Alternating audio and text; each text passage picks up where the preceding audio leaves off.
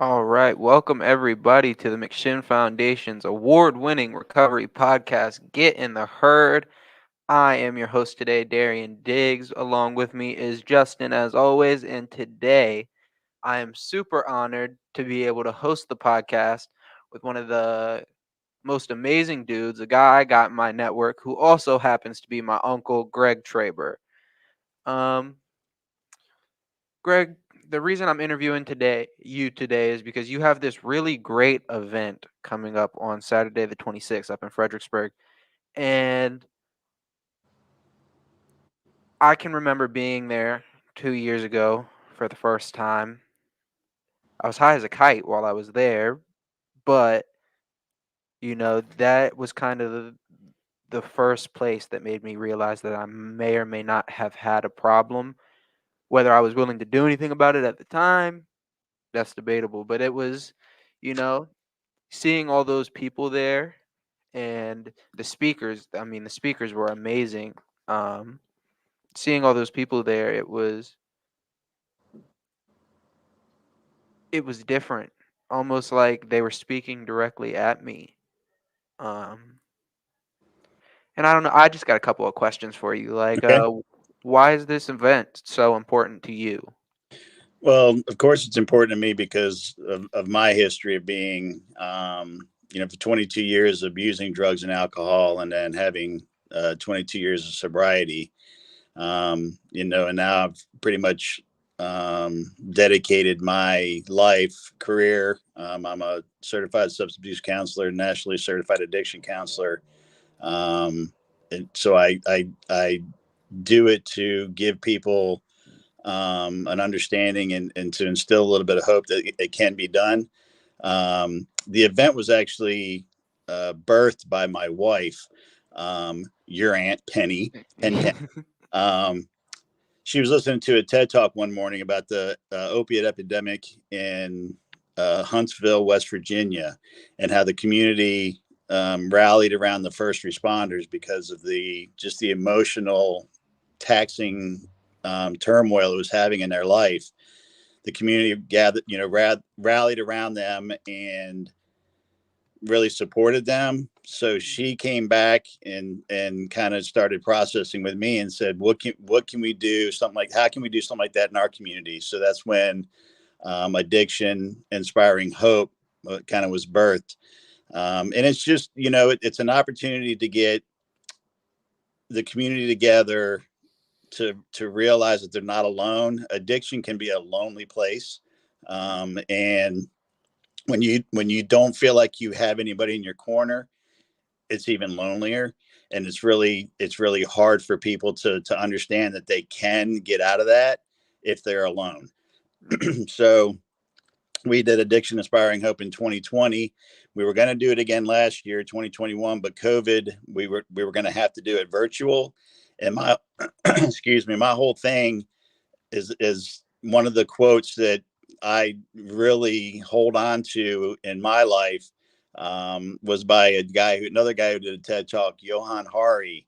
And he said, the opposite of addiction is not sobriety. The opposite of addiction is connection. So it's kind of hard to connect virtually. So Yeah. we postponed it last year. Didn't we canceled it last year and postponed it to this year. So just to give people an opportunity to get together, get loved on, to hear stories of hope. Um, that's kind of why we do it. Okay.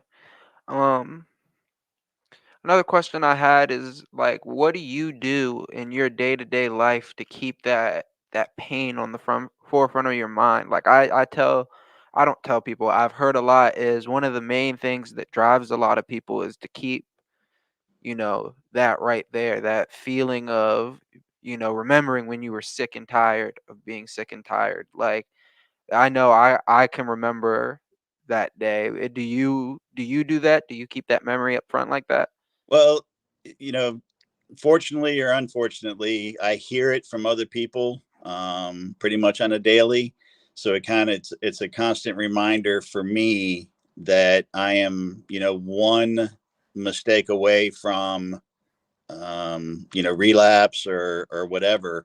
And and seeing the pain on people's face that are in early recovery or still in active addiction, just kind of reminds me of why I got clean and I'm staying clean. So it's a, it's a blessing to have that on a daily, but it's also very emotionally draining sometimes because I can almost feel, the empathy, um, where they're at because I was there.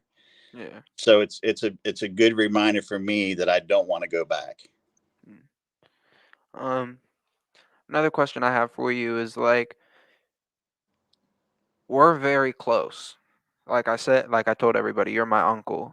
Um, but what a lot of people don't know is like I kind of feed off of your recovery. Like knowing that I got somebody else in the family that has had my problems, and at first I didn't want to talk to you about it, but like now it's I'm so open to talking to you about everything. Like I feel so much closer to you, but it's like I remember the day we had the intervention and how unreceptive I was to it, but like I don't know. I don't think at that moment I had realized how bad the problem had gotten. And is that something you deal with a lot? Is people who don't realize how bad their problem is, the problem of substance use disorder has gotten for them? Yeah, and people who are in addiction have a hard time seeing the pain and destruction it's causing. I mean, they feel it sometimes, um, but it's the whole step one of AA or NA. Is admitting we are powerless over something, and that word powerless, especially I think more so for males, is a hard word to fathom and grasp, that we are powerless over something. Ain't So that it's the it's truth? it's just that recognition that we have lost control and we need to do something radically different to regain control in our life, and it's the removal of the substance is when we can start gaining that control back. Yeah, the radical difference piece, because recovery is something way different. You mind if I jump in for a second? Yeah, go ahead. Cool. I just want to say this is a really powerful situation right now Yeah. because so in my personal situation, right? Um Nobody in my family suffers from substance use disorder. And when I when I was finally able to admit that I had a problem, which took a long time Mm. because, again, with that control piece, yeah, of course I was in control of it. I didn't have a problem. Sure, you Everything was were. fine. Yeah, I was absolutely in control of it. Of course. It took my family sitting me down. I was actually home for the holidays, and it took my family sitting me down and saying, "Son, you look like shit. What is wrong with you? What are you doing? What are you not doing? Are you eating?" This is when I was living in Atlanta. And I was going to town in Atlanta. Um, not all good stuff. A lot of Right. Mm. very bad stuff. Um, and of course I denied it and I denied it. And, of course I'm fine. I'm fine. I'm fine. Um, but then when the truth finally came out, it was, you know, well, I don't understand. Why don't you just not do drugs? Why don't you just not do the things that you're doing?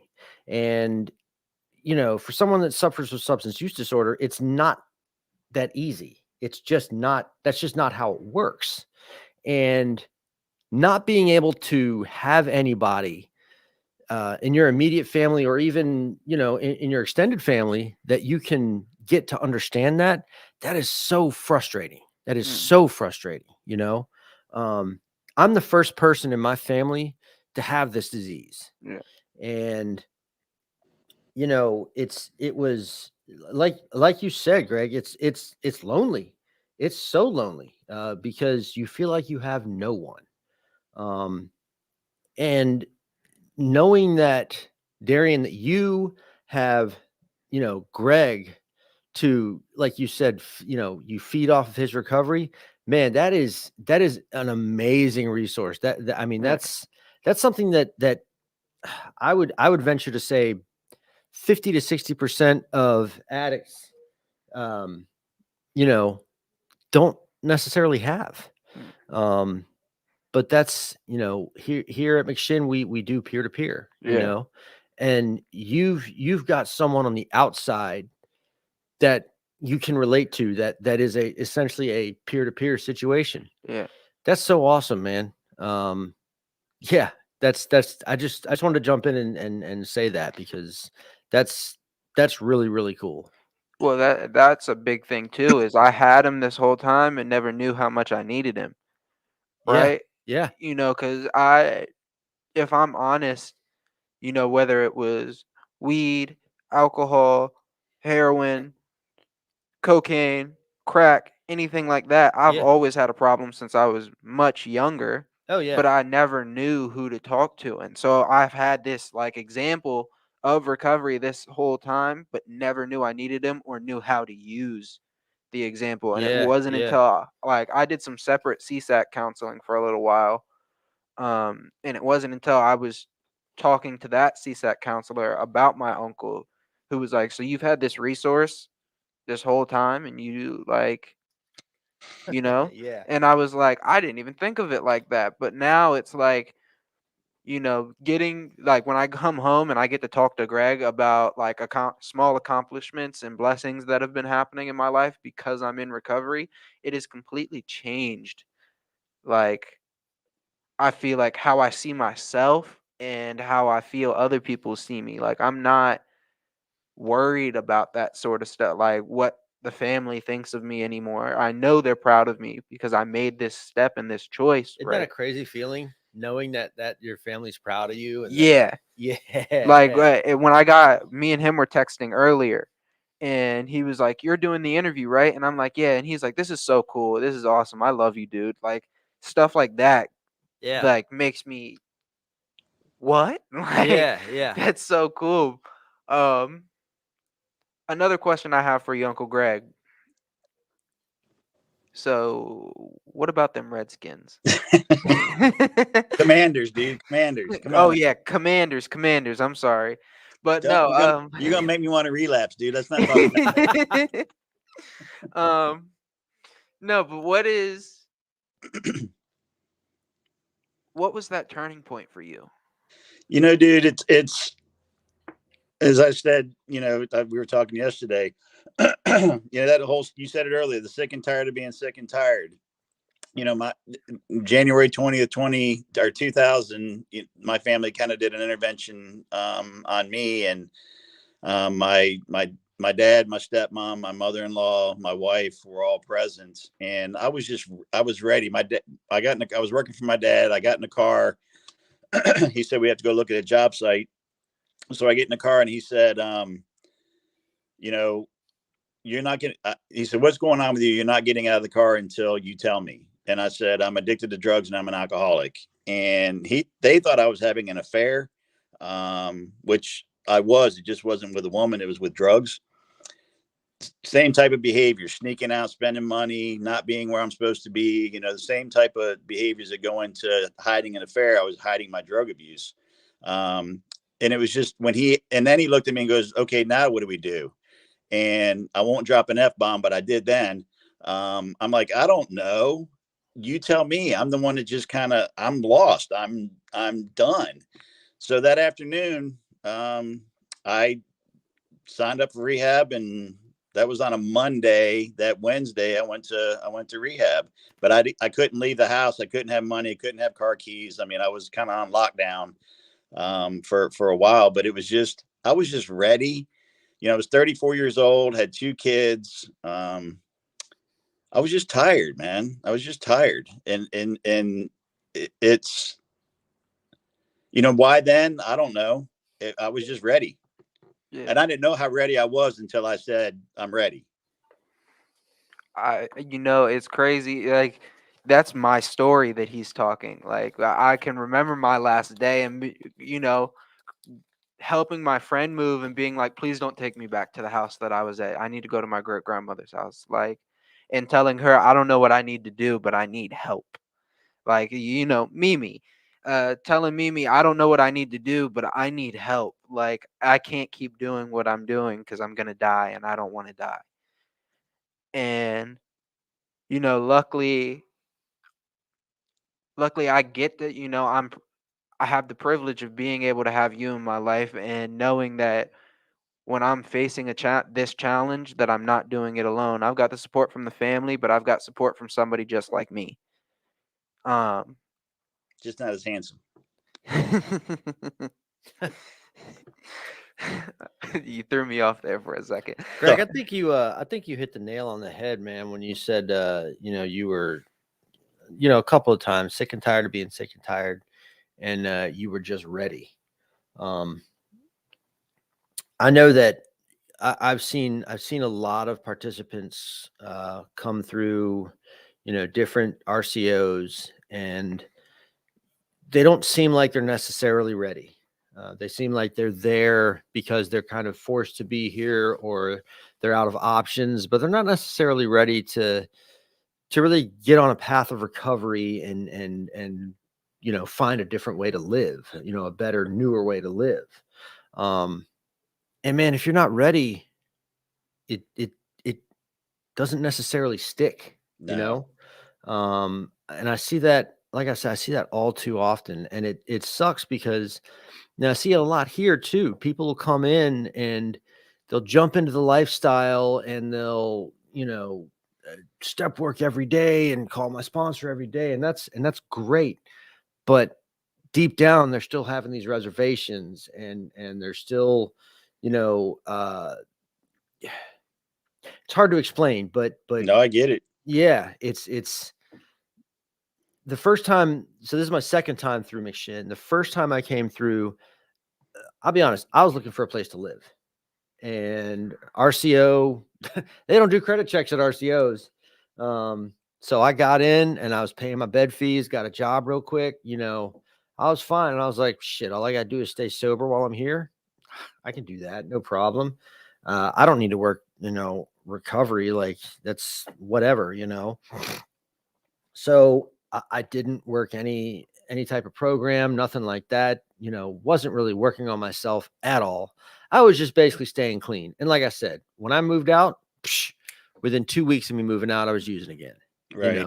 And not just weekend warrior. Like I went hard, and I stayed out for years. And it got to the point where I hit my bottom. And I drug my girlfriend through a whole heap of shit, and I love her to death, man. And she put up with some shit. She really did. And bless her heart, man. Like that woman is a warrior for real. Like, to be able to deal with my ass for as long as she did, doing the things that I did, good God. And to know that she still loves me. Like, that's crazy. That's amazing. Like, I'm so lucky. But besides that, like, I hit my bottom. I had nothing. And I was completely hopeless. And I remember coming in this time being like, okay, that enough is enough. I'm done with this. I'm done with the chase. I'm done with, this is not fun anymore. There's nothing enjoyable about this anymore. This is a living hell, and something clicked, and I was like, I'm absolutely ready, Yeah. And I haven't looked back since. I love it on this side of the train tracks, Absolutely. Absolutely. This is far and away such a better way to live. Yeah. I can be present in my loved ones' lives. I'm not spending my entire paycheck the minute I get it. I'm not waking up feeling like absolute garbage every morning. Like, I can maintain responsibilities. I mean, hell, I have a license. I have a truck with legal tags on it. Yeah. Like, I didn't have any of that stuff before, and I'm 41 years old, and it's like, it's only been a year, and I'm like, man, I've gotten all this stuff back already. I can't wait to see what the next, decades look like. Absolutely. I can't wait to see what the rest of my life looks like. Because if I can get all this back in a year, holy shit. Sky's the limit, man. Dude, the sky. Yeah, exactly. Yeah. There is no limit. I tell people all the time, early recovery is the hardest thing you'll ever do. Oh yeah. But it's also it will also be one of the most rewarding things you have to do, and you have to be selfish. Oh yeah, absolutely. And if you're doing it for any other reason other than you want to do it, it's never going to work. If you're doing it for courts or for spouse or parents, it typically does not work that way. You've got to make the decision that you are doing this for you and for no other reason, and be selfish with it. Yep. And then again, like Darian just said, sky's the limit. It's amazing to me to watch people work hard in the beginning stages and really grind and do what they need to do to maintain sobriety, to get into a program, to surround themselves with people who care and love and totally radically change, previous, and I say friendships loosely, surround yourself with people who are going to love and support you, and that you can reach out to, and when you're feeling low, and when emotions are going crazy, because in early recovery, emotions are all over the place because we don't know what emotions are, because we've been using drugs for so long. Those when you make it through those, when you can kind of make it through that urge and crave to want to use, then it just builds character, and it builds a want to experience something different. And Justin, you're experiencing that. Darian, you've begun to experience it, and I'm excited to see where it goes for you. It's easy to go out and use. It's easy. Yeah. So easy. So easy. So right now, you guys are doing the hard work it takes to really live life the way life should be lived. There was at the last Inspiring Hope, you played this song with Nikki Sixx's band, and I'm trying to think of, there was a certain section. Yeah, there's a certain section in that song. I can't think of it right now, but hold on. Let me. Did you say Nikki Sixx's band? Yeah, it's called SIXXAM 6 a.m. Is Nikki Sixx in the band? He's the bass player. Yeah. He's in recovery. Yeah. I knew that. I knew. Actually, I'm playing that song again this time at the end. It's called Talk to Me. But I'm playing another 6 a.m. song at the beginning of this one. It's called Maybe It's Time. It's a collaboration with several artists that are in recovery. Corey Taylor, the lead singer from Five Finger Death Punch, old Def Leppard, Elliot, the lead singer, Gilbert Brantley, country singer. They're all in recovery, and they did this song, Maybe It's Time. It's freaking awesome. But so you're not just a recovery rock star, you're a real life rock star. That's badass, dude. I did not know that. What, Darian? Oh, dude, me and my Uncle Greg used to watch wrestling together. Like you didn't tell me any of this. Oh yeah, that's awesome. Well, I had to save some pizzazz for the show. Fair enough. Sorry if I let the cat out of the bag, but damn, dude, that is awesome. Yeah, that is so cool. We used to, at his house on Buxley Court, used to watch wrestling, and then me and my cousin Kyle would take all of the couch cushions and everything off and would jump on each other, and he would just sit there and watch us jump on each other. We used to have so much fun. I mean, we still do have fun. I mean, we've got funny nicknames for each other. But it's cool because I get to do that now and actually be present for it. And like, I'm able to enjoy it, like, and not wonder if there's an ulterior motive behind it, and not be like, oh, he's just saying that. Right. Because, I don't even know the reason, but for some reason it just doesn't feel genuine. And now I can like look at him and be like, man, I love you, dude. Right. Well, it's cool, Darren, is when I stopped by Friday to see you. Just when you introduced me to people and just their comments about you, we can see, we can look in the mirror and see things in ourselves, but when other people see it in us and express it to other people, that's what makes it real. And two or three people, were talking about how awesome you were and what a great kid you were and how smart you, all those things, which I've known all along, but I could see it in you that you're beginning to believe that. And I want you to hold on to that, dude. I mean, 5 months is amazing, but you're still a baby, Yeah. and I don't want you to ever think that you don't have what it takes, because you so do. Thank you. And don't ever doubt yourself, because I know that's something that creeps in sometimes too. Yeah. Self-doubt is my biggest enemy. Like, and I think for a lot of addicts, self-doubt is something that, or doubt in general, it doesn't have to be self-doubt, just, second guessing, the fear of the unknown. We're all guilty of it, though. Yeah. All guilty Like, of it. I think that's one of my biggest enemies. Like, my biggest battle, if we were talking about like Hercules and the 9 tasks, my ninth task would be conquering self-doubt. Like, it's one of those things where I have to be present in myself and be confident in myself, and having self-confidence sometimes is hard, but it's like I'm able to have self-confidence now.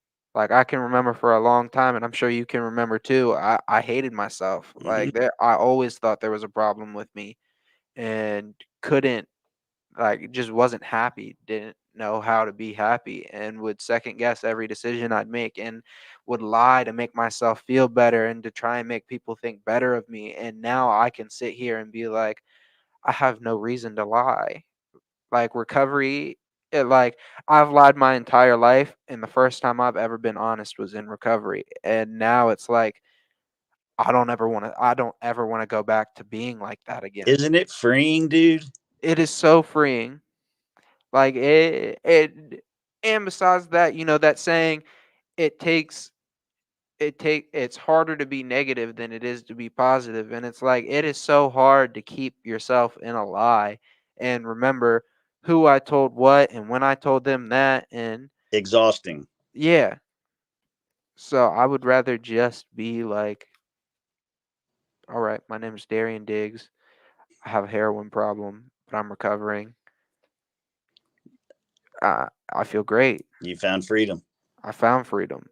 And like, for everybody out there, anybody out there who is having the same problem that I have, find a guy. I'll link you up with my uncle Greg. That's a resource that I feel everybody should have. I mean, leaps and bounds has helped me out with even in things that aren't recovery. When it comes to, just needing somebody to talk to, you know, he's understanding, and being able to have that, like, you know, somebody that I'm comfortable with, and that I can say anything to and know that I'm like, I'll get honest feedback, like he's not gonna lie to me, because I have a lot of people who co-sign my bullshit, Right. right? Knowing that he won't co-sign my bullshit, it doesn't matter what I say to him. He's gonna let me know whether I'm doing right or whether I'm doing wrong, or will give me the suggestion that he thinks I need to hear, or just a suggestion in general. Having somebody like that in my life, like, that's leaps and bounds ahead of what I had earlier in life. So, guys, at this point in the show, I want to take about a 2 to 3 minute commercial break real quick. Sounds good. We're going to play ourselves a little commercial, and then we'll be right back. All right. Sounds good. So, Here at McShin, we believe in the McShin way, which is authentic recovery support service providers, people with lived experience, bringing that experience to those who need that lived experience in recovery. Here at McShin, we believe in many things to support our mission. We believe in women empowerment. What I love most about what we believe here at McShin is we believe in the authenticity of the peer-to-peer approach. Here at the McShin Foundation, we believe in giving people opportunity. Here at McShin, we believe in the inherent worth and dignity of every person. At the McShin Foundation, we believe in helping people reach their full potential. Here at the McShin Foundation, we believe in multiple pathways to recovery. Here at McShin, we believe in placing principles before personalities to help spread hope. Here at McShin, we believe that recovery is possible, and that any person seeking recovery can become a more acceptable, responsible, and productive member of society. Here at the McShin Foundation, we believe in self-discovery. Here at McShin, we believe in saving lives and offering second chances. Here at McShin, we believe you can do this. Here at McShin Foundation, we believe that we can only keep what we have by giving away, which is why we continue to help others like us seek and find recovery.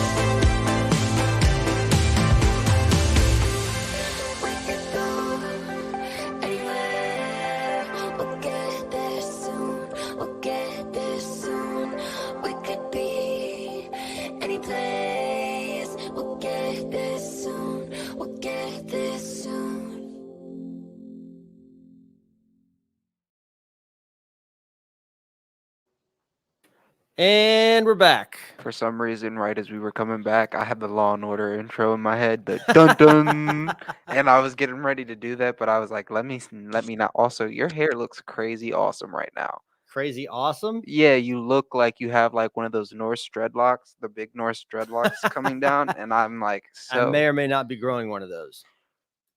I mean, it would look perfect on you, dude. Wouldn't it? Yes, you need that. Greg, I wish you could see me, but you know. Me too now. I got a vision in my head. Justin is like, what? You're 6'3"? No, I'm like 6 foot. You're taller than me. I'm 6 foot. I'm not taller than you, am I? Yeah, you're taller than me. I don't know. But like not a head. The head is a lot. But like, I don't know, an inch and a half, 2 inches.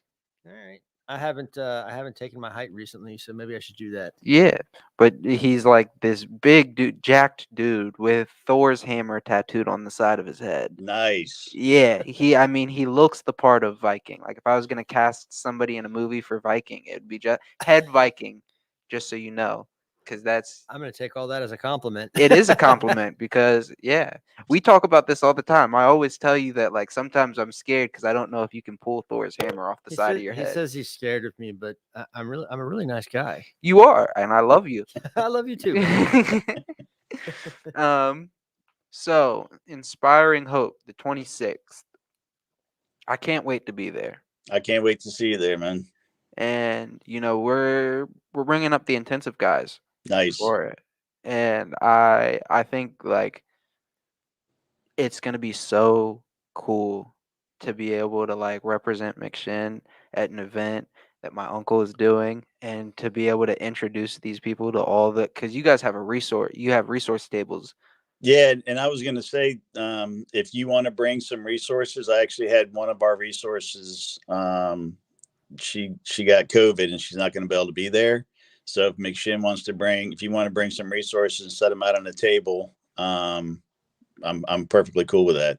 Okay, well, I will definitely talk to Jesse and let him know. Maybe get Nathan on board with this because that's Nathan's thing. Yeah, that's Nathan's field. Yeah. So, but no. So, goodness, I lost my train of thought again. It happens. Well, you were talking about resources real quick. I'll just touch on. We'll have a couple of facilities. Father Martin Ashley is going to have a representative there. The local community service board, Snowden and Fredericksburg, the local psychiatric hospital, so a representative from Celebrate Recovery.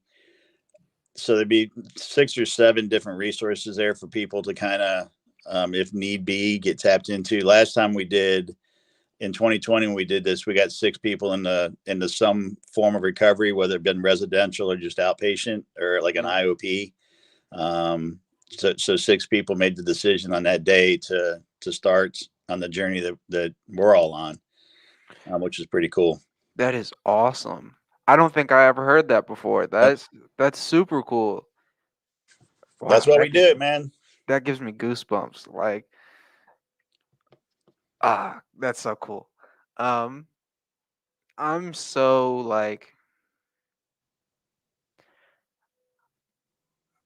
happy for the first time in a long time.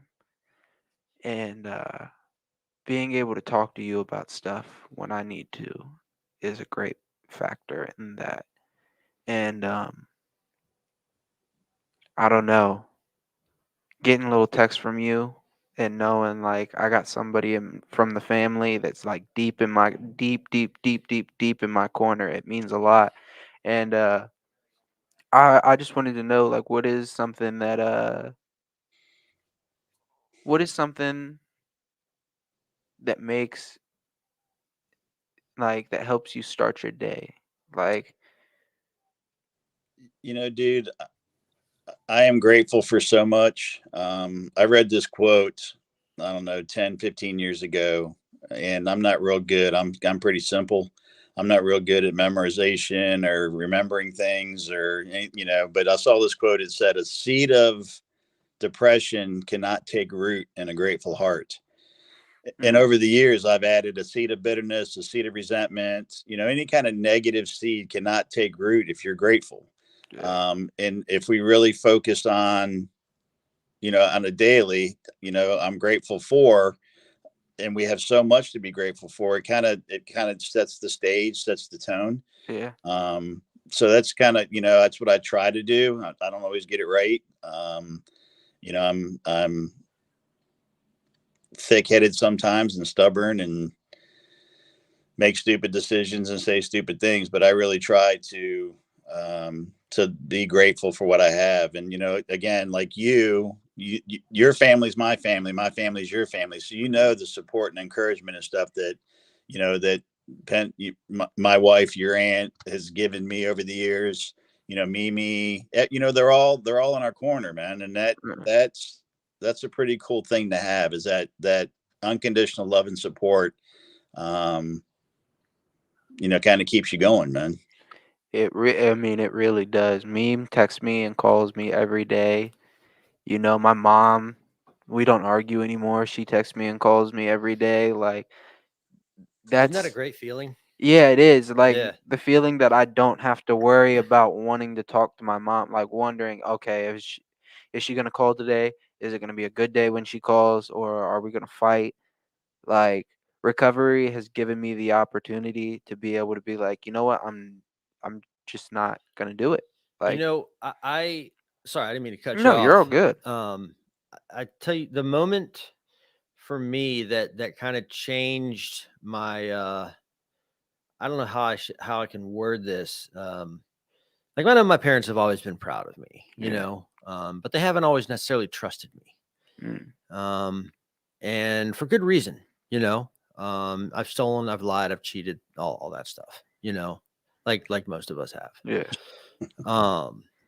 And so every Christmas, we all convene at my parents' house. We do the presents and all that good stuff. Well, last year when I went there, I was going through horrible withdrawals. I felt like shit.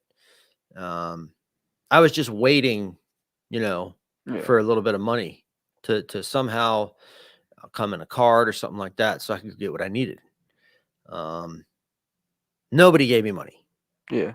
It was my parents gave me a gift card to Kroger. Yeah. That's not returnable. And they were like, yeah, go get some groceries. And I was like, well, I need gas money, and they were like, oh, you can use that at the Kroger gas station too.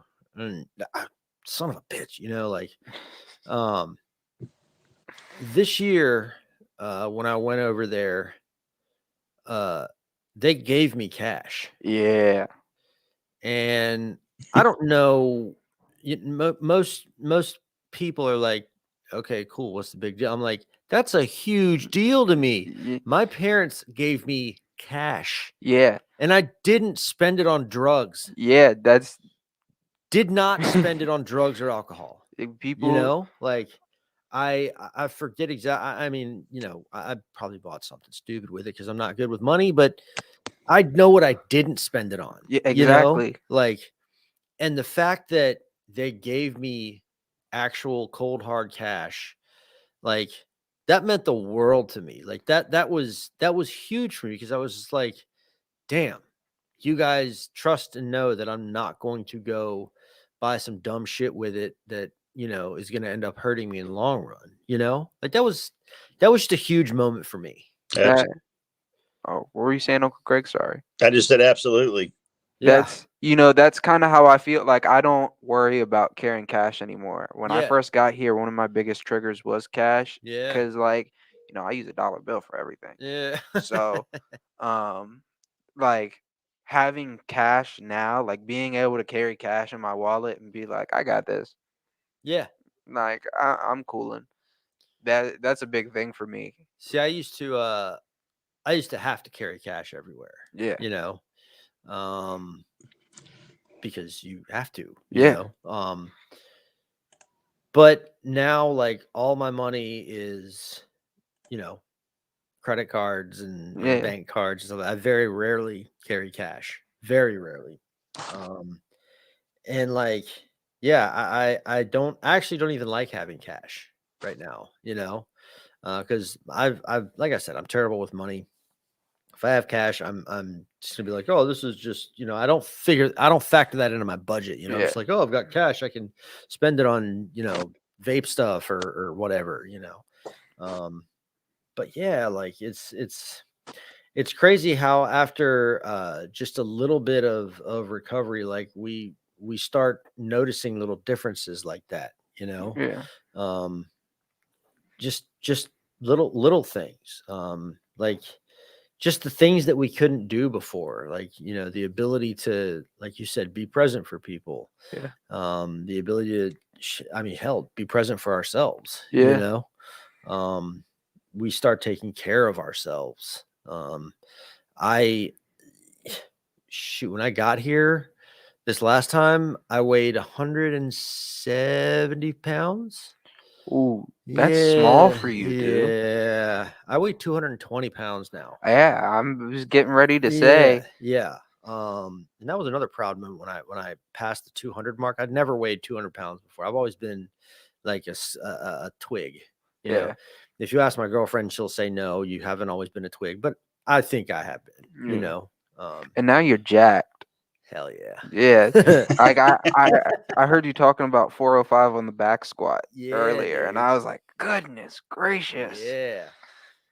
Well, look at the weight you've put on, Derian, in the past couple months. Yeah, 53 pounds. I've gained about 11 and a half pounds every month. But you look healthy. Yeah, I mean, I feel a lot healthier. I feel better than what I did even at like my resting weight normally is like 160. I'm 184 right now, and I feel 10 times healthier than what I normally do. When you get to 265, come talk to me. That's my goal. I'm trying to John Cena Diesel. You know what I'm saying? John Cena Diesel. Yeah, I'm trying to, you know. Go ahead. I was gonna say, have you ever seen the video of Paul Walker dressed up like Vin Diesel in the like muscle suit, and he's going, "It's Diesel time, Diesel!" You gotta you gotta watch that video. It's so hilarious. That's like I envision myself like that sometimes, just all jacked up, going, "It's Diesel time." Hey man, hard work and dedication, you can get there. Yeah, that's the goal. You know, I was gonna say for people who are just starting on this journey, emotions can be very fickle and very confusing. But just know that emotions are fleeting. They never stay constant. Yeah. They ebb and flow like waves. Sometimes they, you know, are out in the ocean sounding all pretty and you can get soothed by the ocean, sound of the ocean waves. Sometimes they crash at your feet. Sometimes they may hit you in the knees and startle you. And sometimes they crash over you and knock you on your ass. But they always go back out to sea. They never stay constant. So ride those emotions out. In my view, there's no such thing as a negative emotion. It's just an emotion. And it will go away. And most of the time people use drugs or alcohol to feel better, different, or nothing at all. And emotions make us want to change. Uncomfortable emotions make us want to change. So we know we can go to help change that, but just ride it out knowing that it's not going to be there in the next 10, 15, 20, 30 minutes or the next day. So just be mindful of that. Yeah, we got this guy here that says, Grateful Rob. Shout out Grateful Rob. He said he always tells us feelings aren't facts, y'all. Nope. And don't make it a fact. Don't get confused. Yeah, he goes, feelings aren't facts, and don't make them facts. And I love that. Greg, that is a huge that's a huge piece that a lot of people new in recovery don't take into consideration. No. Is that emotions piece, man. And that's like that's the hit right there, man. Like we stop using and we start feeling again. Yep. And we start having those emotions. And I mean, emotions are my trigger, man. Yep. Emotions are my trigger 100%. I'm an emotional guy, like when I get angry, I get really angry. Yeah. When I get sad, I get really sad, like it's not just like a little bit here and there. It's just my emotions engulf me. And that was one of the hardest things, one of the hardest, I guess, pieces that I had to figure out how to conquer is being able to sit with my emotions and just deal with them and just hang out with them, I mean, because there isn't an emotion that exists in an addict's mind that you don't want to get high over, right? I'm happy. Let's use. I'm sad. Let's use. Exactly. I'm happy. Yeah. Exactly. Hit the nail on the head, man. And that's again, I've seen, because I work in this industry, because I've surrounded myself with people that are in recovery, that are relapsed. That's the number one thing that I see people, knocking people off of their recovery pathway is something will happen and they'll be upset about it. And it's almost like it gives them an excuse. Yep. It gives them an excuse to use. And that's one of the things I always say is I'm a permissions guy, meaning that if I give myself permission to take a sip of a beer, to eat a THC gummy, something stupid like that, I've just given myself permission to do whatever the hell I want. To do anything. Yeah. It's a slow fade, man. Slippery. Yeah. And it happens so fast. It happens so fast before you know it, you're back into full on active addiction. And we all know that the moment you get back into active addiction, man, you lose everything that you've worked for almost overnight. You lose all of it. I always tell myself that I don't have a relapse left in me. I'm 56 years old. If I go back out, there's a real good chance I'll never come back. And that scares me enough to motivate me never even to consider or think about picking up again. And it's crazy, especially nowadays, man. Like back shoot 5+ years ago, dope was dope. Fentanyl wasn't a thing, man. Fentanyl wasn't a thing. And now there's something else out that's even more powerful than fentanyl. And I mean, I've got people dropping dead left and right, people 100,000 people last year, man. Yeah. I mean, people that just want to go out and get one real quick, and they think they're getting one thing and they get another, and then bam, just like that, another life is extinguished. Man, the extra research isn't worth it. No, it is not. It absolutely is not. It's we, the three of us, don't ever have to worry about it if we never go back out. Exactly. Never have to worry about that happening to us because we're choosing a different path. And that's the cool part about it. Addiction is a disease, but the carrier of the disease also carries the cure, and that's abstinence. You don't use, you don't have to worry about it. Man, I like that. When I the first time I came through here, people kept throwing around a quote, and I could not grasp what it meant until this second time around. And that quote is, you don't ever have to use again. Yep. Yeah. And like I said, I couldn't grasp what the hell that meant. Like, I don't have to, but what if I want to, but in the addict mind, you get to a point where you do have to use. Yeah. You have to. There's no other choice. Right. And I love that quote now, because it's like, no, I don't. I don't have to use ever again. I just don't have to, you know? It's a pretty cool feeling. That's an amazing feeling, knowing that I can just wake up and go to a place and do a thing and not have to worry about getting high first. Like, holy shit. Not have to That's worry so about awesome. Because being sick for years, I mean, you know, I had to, I had to basically be wasted before I could go anywhere. Yeah. You know, otherwise I wasn't getting out of bed, you know? But yeah, man, this recovery thing is Greg, like you said, it's extremely freeing. Yep. Extremely freeing. It's it's I tell incredible. people, if I'd have known it would have been this good, I'd have got clean a whole lot sooner. Yeah. But I had to go through what I went through to get to where I'm at. So I'm not upset at all about how I went through because it got me to where I'm at now. So, and I'm blessed, and, you know, and it's cool to look and see, you know, Derian do his thing, and just him finding himself and coming to life again is pretty awesome to witness. So, yeah, Darian's a cool dude. I like him. Yeah, I tolerate him. He all right. Y'all got me blushing. Well, look, we're at the 52-minute mark now. We're gonna go ahead and land the plane. Did you have any more questions or anything, or? No, I just want to say thank you for coming on, and thank you for loving on me. Hey, man, thanks for the invite, and I enjoy loving on you, dude.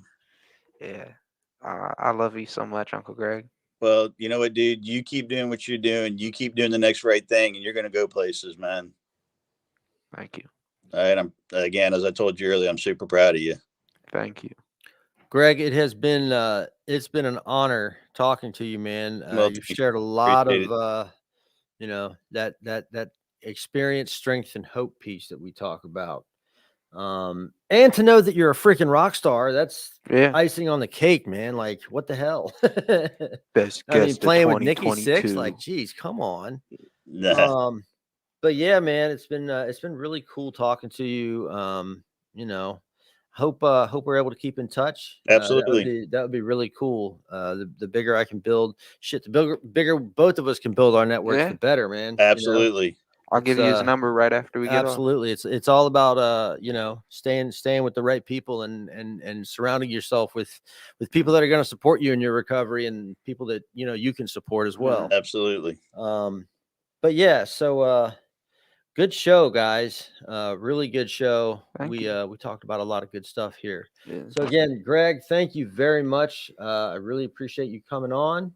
Derian, is there anything else you wanted to say? Any kind of lasting thoughts or anything? Final remark. I'd just like to say, Bruce Lee has this quote called that he talks about being like water. And I think that applies to life so well. He says, if you put water in a cup, it becomes the cup. If you put water in a bowl, it becomes the bowl. And I have to think of myself like water. You know, I've got to be able to adapt to what I'm doing. Right. And I think the same thing goes for life and recovery is, you know, you get these feelings back, you get all these, you know, everything back, and you got to be able to adapt to the situation, whether it's good or bad. So being like water, I just want to tell everybody to remember to be like water. And that's all I got. Awesome. Greg, any kind of last remarks, closing remarks, anything? No, just I appreciate you guys. I appreciate what McShin does, and yeah, I'm just looking forward to seeing where Derian goes, and I'm happy to be a part of it. I appreciate you guys inviting me. All right, Greg, thank you very much. Like I said, it's been an honor and a pleasure talking to you. All right, you guys be good. All right, I love you, brother. Love you. Bye. Bye.